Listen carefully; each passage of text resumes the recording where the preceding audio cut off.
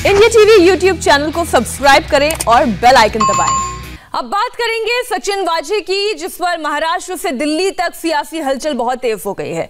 गृह मंत्री अनिल देशमुख दिल्ली में शरद पवार के घर पहुंचे।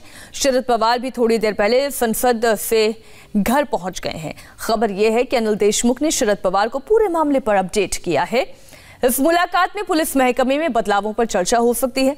खबर है कि मुंबई पुलिस और महाराष्ट्र पुलिस में बड़े बदलाव हो सकते हैं और अगले 2 से 3 दिन में कई सीनियर अधिकारियों के तबादले भी हो सकते हैं।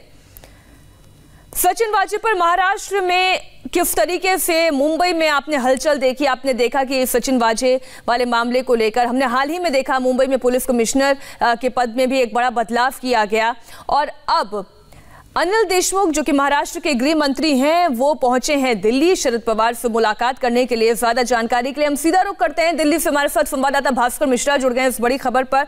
भास्कर, बड़ी मुंबई पुलिस के लिए, महाराष्ट्र पुलिस के लिए ही नहीं बल्कि महाराष्ट्र की सरकार के लिए भी ये मसला बहुत गले की हड्डी जैसा बन गया है। बिल्कुल, सचिन वाजे मामले में बहुत ही मुश्किल हो रहा है महाराष्ट्र सरकार को। जैसे जैसे एनआईए के जांच का दायरा बढ़ रहा है, अधिकारियों से पूछताछ हो रही है, महाराष्ट्र सरकार की परेशानी बढ़ती जा रही है। महाराष्ट्र के गृह मंत्री अनिल देशमुख तकरीबन 11 बजे के करीब में यहाँ पे शरद पवार के घर पहुँच गए थे और शरद पवार उससे महज 5 मिनट पहले पार्लियामेंट के लिए निकले और ठीक 20 मिनट बाद वापस आए और कह सकते हैं कि पिछले 40 से 45 मिनट से दोनों नेताओं के बीच बातचीत हो रही है। 2 महत्वपूर्ण मुद्दा है। पहली बात तो ये कहा जा रहा है कि जिस हिसाब से मुंबई पुलिस कमिश्नर को परमवीर को हटाया गया पद से और उसके बाद तमाम जो नाराजगी है आईपीएस लॉबी की, वो एक प्रमुख वजह है और साथ ही जो एनआईए का जांच का दायरा बढ़ रहा है उसमें बड़े अधिकारी भी शामिल हो सकते हैं। उस हिसाब से क्या बचाव किया जाए, क्या बदलाव किया जाए, ये एक प्रमुख विषय है। दूसरा, इस पूरे इशू पे जिस हिसाब से विपक्षी पार्टियों के द्वारा, खासकर बीजेपी के द्वारा जिस हिसाब से हमले किए जा रहे हैं गृह मंत्री के ऊपर में, उसके बाद क्या करना चाहिए, ये तमाम स्थिति यहाँ पे स्पष्ट होगी। माना जा रहा है कि आप नजर बनाए रखें भास्कर इस खबर पर और अपडेट आते ही हम दोबारा आपका रुख करेंगे। फिलहाल पूरी जानकारी के लिए भास्कर आपका शुक्रिया। सचिन वाजे पर सियासी टेंशन हाई है और इसी बीच बड़ी खबर आ रही है ठाणे से। एटीएस की टीम ठाणे कोर्ट पहुंच गई है। आज मनसुख मर्डर केस में एटीएस वाजे की कस्टडी कोर्ट से मांगेगी। मनसुख केस में एटीएस अब तक मुंबई पुलिस के करीब 25 अधिकारियों से पूछताछ कर चुकी है। सचिन वाजे पर एक के बाद एक कई खुलासे हो रहे हैं। सचिन वाजे 4 मार्च तक मनसुख हिरेन के संपर्क में था, यानी मनसुख के गायब होने से पहले तक सचिन वाजे उससे बात कर रहा था। यह खुलासा मनसुख और वाजे के सीडीआर से सामने आया है। इस केस की जांच एनआईए और एटीएस भी कर रही है। ऐसे में वाजे लगातार मनसुख से यह पता कर रहा था कि उससे क्या पूछताछ की जा रही है। एंटीलिया विस्फोटक केस में सचिन वाजे के बाद एनआईए अब परमवीर सिंह पर शिकंजा कसने की तैयारी कर रही है। एनआईए सूत्रों के मुताबिक बड़ी खबर यह है कि जल्दी परमवीर सिंह से पूछताछ की जा सकती है। इसके अलावा मुंबई पुलिस के कई सीनियर अधिकारियों से भी पूछताछ हो सकती है। गिरफ्तारी के बाद सचिन वाजे 25 मार्च तक एनआईए की कस्टडी में है और परमवीर सिंह पर वाजे को संरक्षण देने का आरोप लग रहा था। उद्धव सरकार ने परमवीर को पुलिस कमिश्नर पद से हटाकर डीजी होमगार्ड बनाया है। इसी बीच अब तक वाजे की 5 लग्जरी गाड़ियों का खुलासा हो चुका है। एनआईए ने वाजे की 2 मर्सिडीज और लैंड क्रूजर कार जब्त की है। एंटीलिया केस में एक और वाजे का साजिश वाला एंगल है तो दूसरी ओर वाजे का कारनामा भी जांच एजेंसियों को हैरान कर रहा है। एनआईए ने वाजे की 5 कारों को जब्त किया है। इनमें एक लैंड क्रूजर प्राडो, 2 मर्सिडीज, एक इनोवा, एक स्कॉर्पियो है। अब ये सभी गाड़ियां एनआईए की कस्टडी में है। चौंकाने वाली बात यह है कि कोई भी गाड़ी सचिन वाजे के नाम पर रजिस्टर नहीं थी। Toyota land cruiser Prado car Thane के साकेत इलाके में वाजे के घर के बाहर खड़ी मिली। इस कार में सचिन वाजे का वो कुर्ता पजामा भी मिला जो उसने 25 फरवरी को एंटीलिया के बाहर पहना हुआ था। इंडिया टीवी संवाददाता राजेश कुमार हमारे साथ मुंबई से जुड़ गए, हम सीधा उनका रुख करते हैं। राजेश, ये तो संभव हो नहीं सकता कि एक पुलिस अधिकारी अकेले इतना बड़ा सिस्टम चला रहा हो, यानी सिस्टम के और कई सारे चेहरे इसके साथ शामिल हो सकते हैं। बिल्कुल हो सकते हैं और यही जांच एनआईए फिलहाल करने की कोशिश कर रही है मीनाक्षी। और इसी सिलसिले में मुंबई पुलिस कमिश्नर का तबादला हुआ है।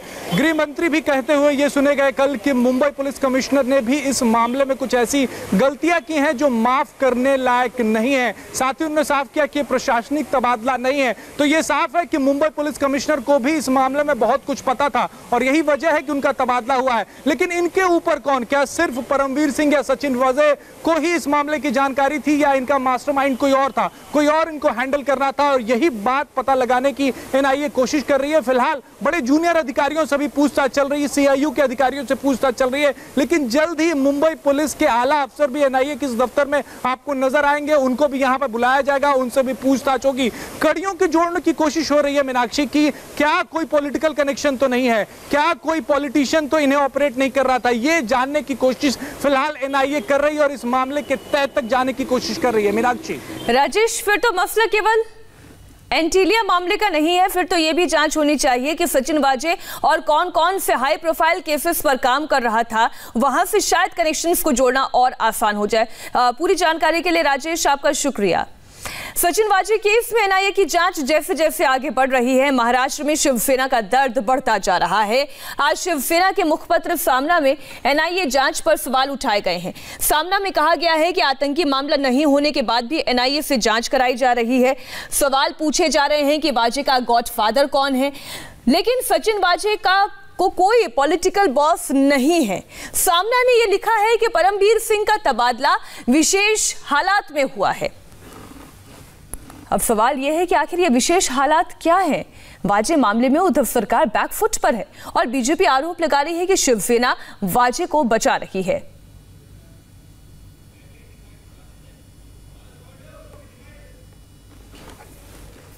उसकी जांच एनआईए और एटीएस कर रही है और बहुत ही प्रोफेशनली कर रही है। ये जांच में जो भी बातें आगे आएंगी वो हिसाब से कार्रवाई की जाएगी, नंबर 1।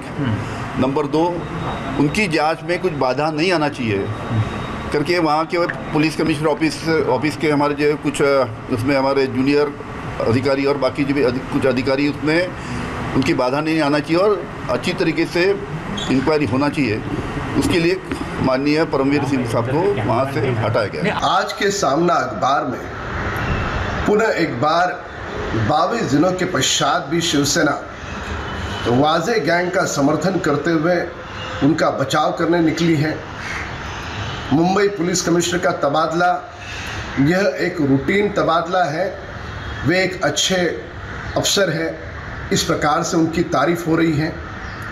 उसी जगह पर उन्हीं के साथी राष्ट्रवादी के नेता गृह मंत्री अनिल देशमुख जी बयान देते हैं कि इस पूरे मामले में माफ नहीं की जा सकती, इस प्रकार की गलतियां हुई है, उस कारण यह तबादला हुआ है। क्या अनिल देशमुख जी का इशारा ये शिवसेना की ओर है? सस्पेंड होने और दागदार रिकॉर्ड के बाद भी वाजे को पिछले साल वापस बहाल किया गया, सवाल इस पर भी उठ रहे हैं। महाराष्ट्र सरकार के 2 सीनियर मंत्रियों ने इसका ठीकरा पूरी तरह से परमवीर सिंह के सिर फोड़ा है। सचिन वाजे के मामले में जिस तरह से मुंबई पुलिस की बदनामी हुई, मुख्यमंत्री महोदय ने पुलिस के मुखिया जो कमिश्नर है, कहीं ना कहीं उनकी जिम्मेदारी निश्चित की गई और उनका तबादला किया गया। प्रशासनिक तबादला करने का अधिकार पूरी तरह से सरकार का है। जिस तरह से कहा गया कि वाजे को सरकार ने रीइंस्टेट किया है, सरकार ने नहीं किया। जो कमेटी कमिश्नर की अध्यक्षता में थी उसने रीइंस्टेट किया, ना उसमें गृह मंत्री का या मुख्यमंत्री का कोई आदेश दिया गया है। जहां रीइंस्टेटमेंट की बात है वो एस्टैब्लिशमेंट बोर्ड रहता है, एस्टैब्लिशमेंट बोर्ड की तरफ से फैसले किए जाते हैं और जहां तक मेरी मालूमात है एस्टैब्लिशमेंट बोर्ड में ही फैसला होकर उनको रीइंस्टेट किया गया है, ऐसे मेरी जानकारी है। वो तो एस्टैब्लिशमेंट बोर्ड में एक ही नहीं 14 लोगों को रीइंस्टेट किया गया था, तो इसलिए he is one of them. अगर वाकई में इसमें सरकार की कोई भूमिका नहीं रही है तो सवाल ये उठता है फिर अनिल देशमुख इस वक्त दिल्ली में क्या कर रहे हैं, शरद पवार के साथ मुलाकात में क्या चर्चा हो रही है। हमें रुकना होगा एक छोटे से ब्रेक के लिए। मुंबई से एक और बड़ी खबर आ रही है, पूरी डिटेल्स ब्रेक के बाद। नमस्ते, मैं हूं मीनाक्षी जोशी। वीडियो और खबरों से अपडेट रहने के लिए India TV YouTube channel subscribe करें, बेल आइकन दबाना ना भूलें। जुड़े रहें इंडिया टीवी के साथ।